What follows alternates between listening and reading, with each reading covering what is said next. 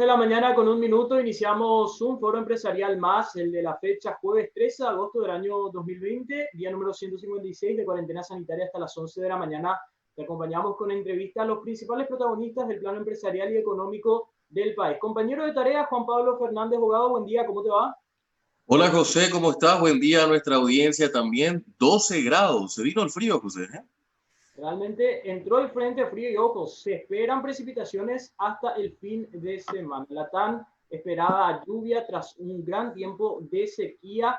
Y qué oportuno, ¿no? Hablar de sequía y hablar del rubro de la producción que está siendo fuertemente golpeado, específicamente la producción agrícola y ganadera. Del otro lado, lo tenemos a nuestro invitado, el señor Blas Cristaldo, él es gerente general de la Federación de Cooperativas de Producción, FECOPROD. Buen día, gracias por acompañarnos. Muy buenos días a ustedes, José, Juan, Pablo. Un placer siempre estar dialogando sobre estos temas, así que estamos a disposición de ustedes para lo que les parezca pertinente. Con mucho gusto. Don Blas, muchísimas gracias por su tiempo con nosotros y para nuestra audiencia. ¿Cómo está la situación de la producción en medio de esta pandemia? Empecemos por ahí. Bueno, tenemos complicaciones, vamos a decir, típicas de nuestro sector económico. Preocupaciones que vienen por el desempeño de los mercados. Creo que si algo, esta pandemia también desde el punto de vista del funcionamiento de la economía mundial ha sido bastante impactante, tiene que ver con eso, ¿verdad? Con la disminución del ritmo, del volumen de las transacciones de comercio internacional, con la lentitud en que se hace todas estas transacciones, etcétera, etcétera. La contracción de la demanda a nivel mundial hace que estemos con un escenario en el cual vamos a decir hay hasta una deflación de precios, ¿sí? Y a nivel de los principales rubros del comercio internacional, de los commodities o de lo que serían los principales productos de consumo, también vemos esa contracción en los precios. Es un primer efecto importante que tenemos. La disminución, el enlentecimiento, si se quiere, la ralentización del comercio internacional, la disminución de la demanda, la contracción de la demanda, eso genera disminuciones en el precio. Vimos que tenemos inflación negativa este año, eso te tiene que llamar mucho la atención, no es normal, ¿verdad? Ni se considera bueno. También a eso le añadimos las cuestiones un poco peculiares ya de nuestra configuración específica desde el punto de vista de la ubicación geográfica, ¿verdad? La cuestión de navegabilidad de los ríos, la baja histórica que estamos teniendo en el caudal de nuestros ríos que impide hacer una navegación fluida. Y por otro lado, las cuestiones climáticas que también añaden su cuota de incertidumbre, así que tenemos para divertirnos dentro de este escenario la conjunción de factores y variables que complejizan muchas veces la posibilidad de hacer planificaciones y pronósticos que tengan probabilidad importante de cumplirse, ¿verdad? Ahora, todos los rubros de producción sufrieron algún tipo de impacto, ya sea climático, por logística, todos sufrieron algún tipo de impacto negativo. Este año definitivamente va a ser un año en donde solamente se busca, como se dice, empatar. Y en principio te diría que sí. Es un año muy complejo. Además de la contingencia sanitaria, ya venía complicado, veníamos saliendo de una sequía importante, el año pasado una merma importante, una caída de varios puntos en el PIB agrícola. Recuerdan, ya en el 2019 esperábamos iba a ser un año de mayor recuperación, pero sectores clave para nuestra estructura productiva no se desempeñaron como esperábamos nosotros, algunos influidos por la pandemia y otros por causas estructurales de sus propios mercados. Por ejemplo, el tema de carne estuvo muy paradísimo en el primer semestre. Los volúmenes exportados fueron muy pequeños. Hubo una contracción mundial de este tipo de demanda. Eso generó también una sobreoferta, y a nivel local esto fue agravado por la sequía en el Chaco, una sequía persistente que se prolonga hasta ahora, lo cual hizo que los productores, los ganaderos, digamos, tengan un interés de vender y comercializar sus animales aun cuando no estaban en condiciones, con tal de que minimicen su pérdida. Esto generó a su vez un exceso de oferta y a su vez el exceso de oferta se traduce en disminución de precios, y esa es la espiral descendente, digamos, ¿sí? En cuanto a la dinámica de los mercados. Por el lado de la agricultura en sí, de los commodities, soja y demás, obviamente tenemos los factores de precio que decíamos a nivel internacional, que están ahí nomás, muy planita la curva, y por otro lado sí el factor bastante relevante de la navegabilidad, que encarece muchísimo la logística, ¿verdad? Realmente yo estoy ya casi 15 años en FECOPROD, y el nivel de nuestros ríos, creo que es la primera vez que llegamos a estos niveles. Y eso a su vez nos lleva también a reflexionar acerca de la fragilidad de nuestra infraestructura, en este caso la infraestructura logística, en el sentido de la hidrovía y de todos estos temas que tantas veces ya se han hablado, pero al final terminamos otra vez evidenciando que tenemos un ritmo muy lento de crecimiento en esa dimensión, que podría habernos dado una mano importante también en esta coyuntura. Entonces, por ahí viene un primer semestre en ese sentido relativamente complicado. Independiente de eso, el sector agropecuario, el productor de alimentos, el procesador de alimentos, fue el menos afectado hasta ahora. Podemos hasta decir que somos privilegiados en lo que es un poco la estructura del sector, de la economía, perdón, en sus dimensiones del sector primario, secundario y terciario. Somos uno de los sectores menos afectados hasta ahora, pero obviamente de persistir la contracción de la demanda urbana y de la demanda internacional, eso sí o sí te va a llegar una segunda ola de efectos más adelante cuando esto vaya decantando. Ahora, por parte del capítulo de lo que respecta al gobierno, ¿cómo están las conversaciones? Ministerio de Agricultura, Ministerio de Industria y Comercio, que seguramente son los dos ministerios con los que más trabajan, ¿no? ¿Y qué te puedo decir? Es limitado el impacto de las medidas que nuestro gobierno, al ser primero un país pequeño, tomador de precios, tiene sus pilares de competitividad bien establecidos, y que creo que el país va mejorando en su estructura productiva de una manera muy importante en los últimos años. Pero creo que el impacto de las medidas que pueda hacer el gobierno, primero por el tamaño en sí de lo que puede hacer, van a ser coadyuvantes a un proceso más amplio de recuperación, que no pasa por las decisiones de nuestro gobierno, sino son cuestiones globales, son cuestiones del mundo. Entonces, inyecciones, vamos a decir, de 100, 150 millones de dólares, pues bien, acá pueden contener que hasta cierto punto ciertos sectores no lleguen a una situación extrema, pero difícilmente podamos decir que eso pueda implicar una reactivación así como que depende de esos planes. Y te digo solamente por una cuestión de tamaño, ¿verdad? Y tener en cuenta que solamente el complejo, digamos, agroexportador y procesador de oleaginosa y cereales representa más de 6.000 millones de dólares al año, lo que mueve entre maíz, soja, trigo, sus derivados y todo lo que mueve detrás. Entonces, cuando hablamos de planes de gobierno de 100, 200 millones de dólares, suenan importantes, pero cuando uno habla del PIB nuestro, que ya está por los 40.000 millones, eso se diluye. Entonces, lo que hay que hacer, creo yo, con estos planes es coadyuvar y apuntalar, digamos, lo que son sectores locomotoras, vamos a decir, del crecimiento, porque por el lado del gasto público nomás no creo que venga una reactivación demasiado importante, entendiendo incluso que el gobierno tiene una dificultad estructural a la hora de gestionar ágilmente cualquier tipo de medida, ¿verdad? Y es una realidad que tenemos que reconocer. Yo también fui funcionario público y sé muy bien los mecanismos burocráticos y el papeleo y todos los procesos, etcétera, para que se mueva y una decisión que se toma en, digamos, en las esferas superiores se pueda realmente sentir a nivel operativo. Pasan meses y los mercados se mueven por horas.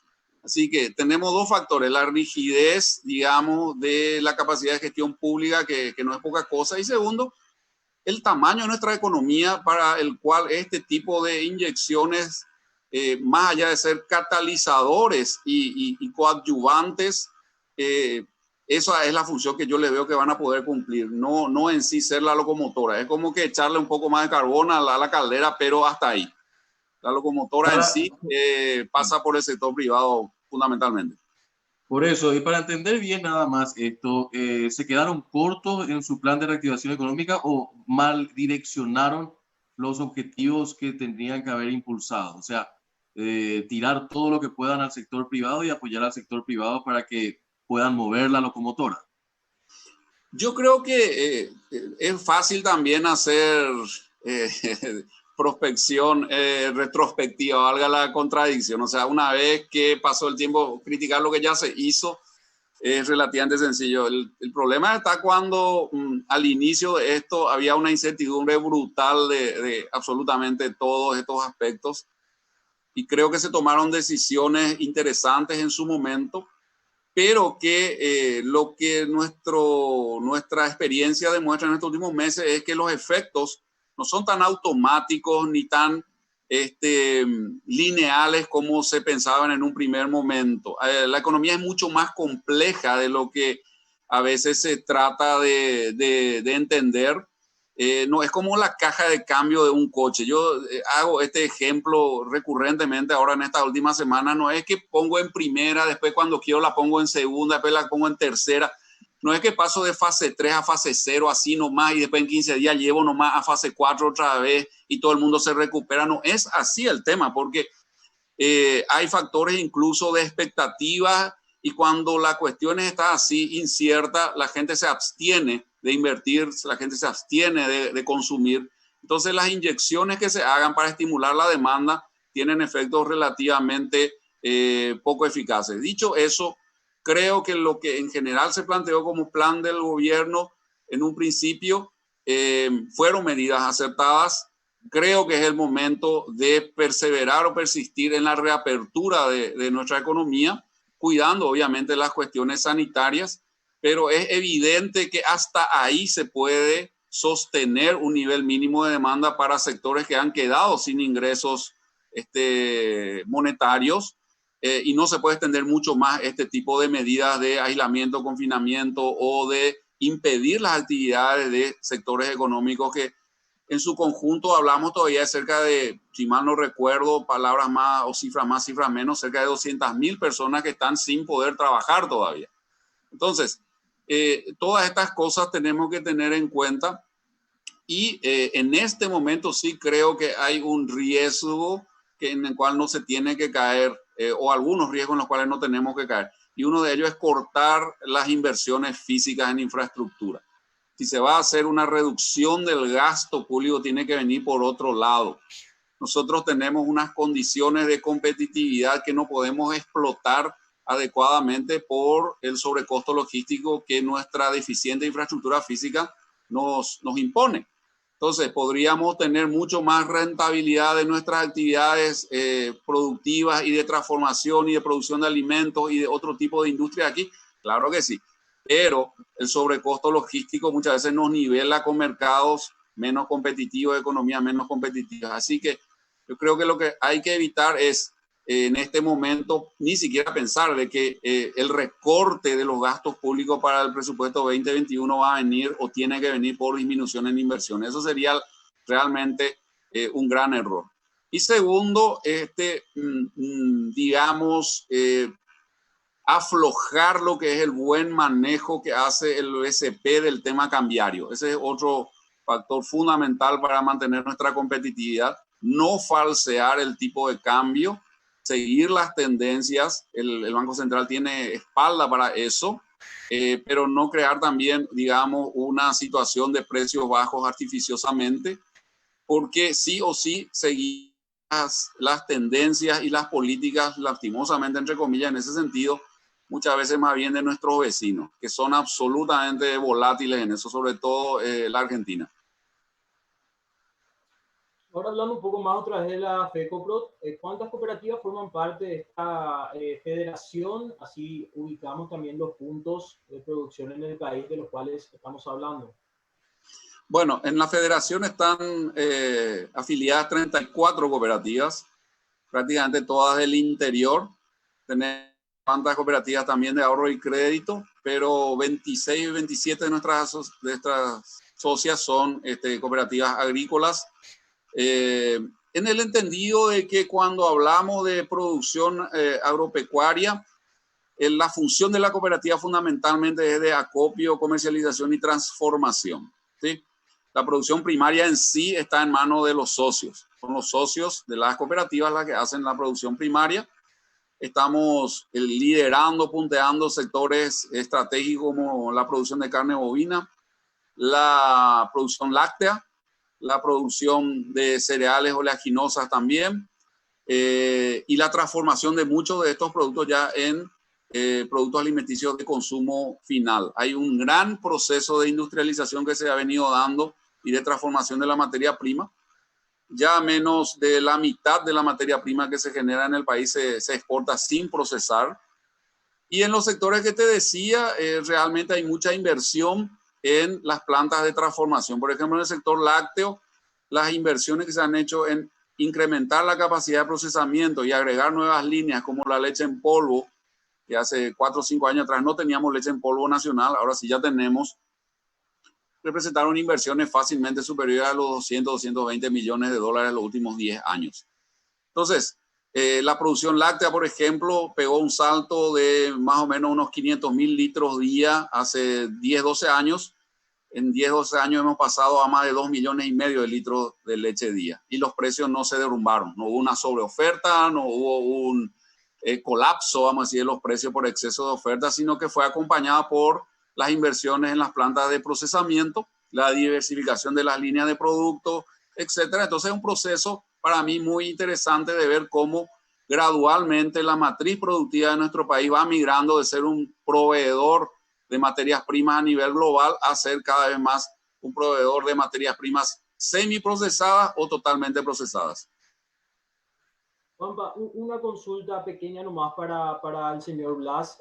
Si bien es un año de empate, prácticamente lo que recuperas es tu capital operativo, pero ¿cómo cumplís con los compromisos financieros que tenés en cuanto a créditos? Desde el sector productivo, ustedes en la federación tienen conocimiento si las diferentes cooperativas están acompañando a sus productores con créditos blandos o si están haciendo como una especie de campaña de modo a que créditos estatales blandos lleguen hasta el productor que posiblemente este año no tenga espalda para cumplir los compromisos financieros que tienen, teniendo en cuenta nomás el año de que se busca sea un empate.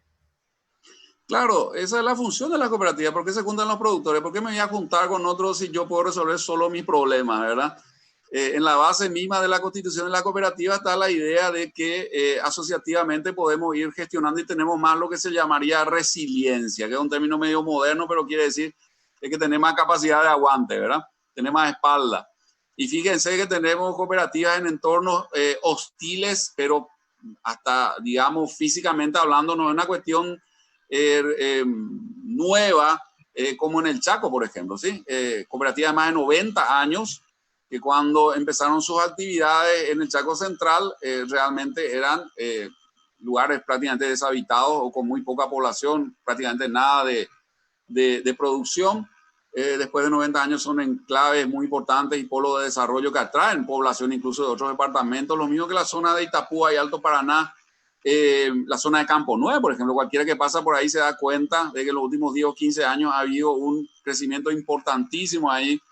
El eje incluso de la zona norte, ahí centrado en Santa Rosa de la Guaraú, uno va y ve el movimiento que genera la actividad de producción vinculada a mercados más dinámicos. Entonces, sí, la función fundamental de las cooperativas es justamente eso, soportar, apoyar y lograr que sus socios tengan condiciones de competitividad en un entorno muy desafiante. Y para eso justamente se forman estas estructuras y se diversifica la paleta también de productos. No nos quedamos, por ejemplo, la leche es una sola materia, pero da origen a un portafolio, llamado así, de productos que tiene más de 40 productos. Entonces, es como que tenés 40 submercados en un gran mercado y eso dispersa riesgo, eso hace que se atenúen las oscilaciones y los embates que puedan venir de diferentes fuentes. Y obviamente uno de los temas que más se trata es de apoyar la concesión de los créditos y eventualmente las refinanciaciones en caso que eso sea necesario. Señor Blas, mi consulta en particular nomás es si la locomotora que ustedes representan hoy por parte del gobierno está recibiendo ese carbón, ya sea créditos agrícolas blandos o créditos ganaderos, si existe en el gobierno un crédito para ustedes. Esa es mi consulta en particular. Si ustedes ven hoy día que existen créditos accesibles con lo que tiene que ver créditos estatales. A nivel de lo que serían los mecanismos, esto de FOGAPI y compañía, en parte marginal nomás, porque eso fue realmente más hacia el sector microempresarial urbano, que fue el más afectado y que sigue siendo el más afectado. En ese sentido, nuestros desafíos pasan por las refinanciaciones, eventualmente por cuestiones más climáticas y más por disminuciones bruscas de precio de ciertos segmentos, de ciertos sectores. La dificultad en la comercialización por las cuestiones logísticas y de infraestructura que acabamos de decir, porque eso, ¿qué quiere decir? Que se te atrase la comercialización de soja 60, 70 días, quiere decir que esa plata no entra con delay, digamos, ¿sí? Entra retrasada. Entonces, en 60, 70 días en que un flujo de caja que debería haber estado todavía no está y todo eso empieza a generar a su vez otros efectos secundarios. Entonces, lo que sí estamos con banca pública y privada es con los mecanismos, digamos, de financiamiento que ya veníamos, sobre todo, implementando.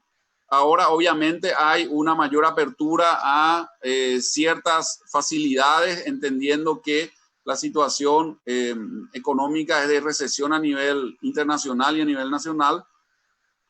Pero en cuanto a líneas específicas para el agro, no estamos con más apertura que ya teníamos con AFD, Banco de Fomento y demás cosas. Es decir, dentro de ese portafolio de productos nos estamos moviendo y planteando nuestras necesidades en base a la solidaridad de los socios entre sí, que lo que hace es reforzar las garantías que puedan arrimar a las instituciones financieras.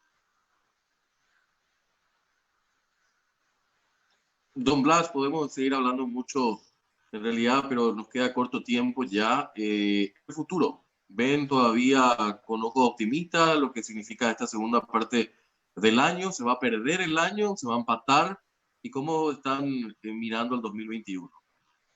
Mire, yo creo que siempre vamos a tener la confianza y el optimismo, si no, no estaríamos invirtiendo y mientras nosotros hablamos la gente ya está pensando en la campaña de verano, está pensando en la cosecha del trigo, está preocupado por si hela o no hela. ¿Por qué? Porque tiene la esperanza de que va a poder tener un mínimo de producción. Mientras nosotros hablamos, hay productores del Chaco, productores de leche que están peleando contra, digamos, la sequía, están perseverando ahí en su producción. Entonces, yo creo que en general lo que se debe hacer en estos meses que faltan, primero, a nivel público se tiene que trabajar mucho lo que es el tema de la contención del comercio ilegal. Creo que eso es lo que más le corresponde al gobierno. El contrabando, si se limita, se combate de frente el contrabando, creo que nosotros tenemos condiciones de recuperarnos y de aportar muy rápidamente en diversos rubros, no solamente los tradicionales que acabamos de decir. Hay que cuidar el presupuesto 2021, no hay que desbancarse ni perder la disciplina fiscal, porque eso sí a la larga nos va a complicar la vida a todos, no solamente al sector agropecuario.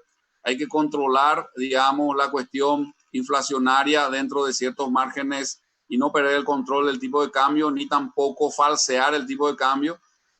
Creo que se tiene que hacer una reducción del gasto a nivel público, eso tiene que tener una programación mucho más amplia que solamente el 2021, tiene que ser una política deliberada de varios años, porque disminuir el gasto estructural rígido no es una cuestión de un año a otro.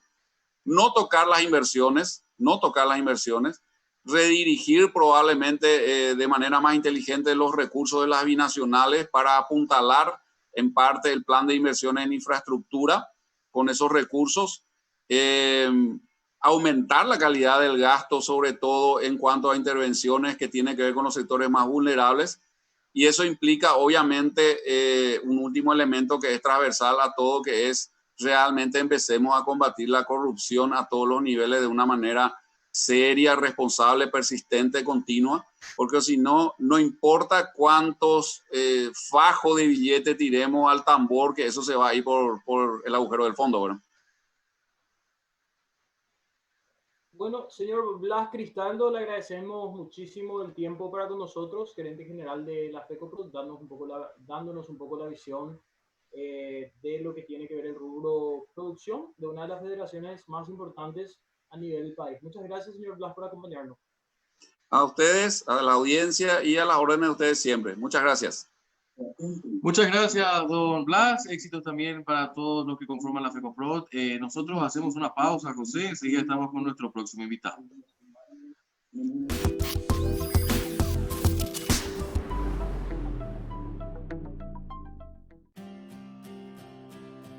Invertí en tiempo para vos.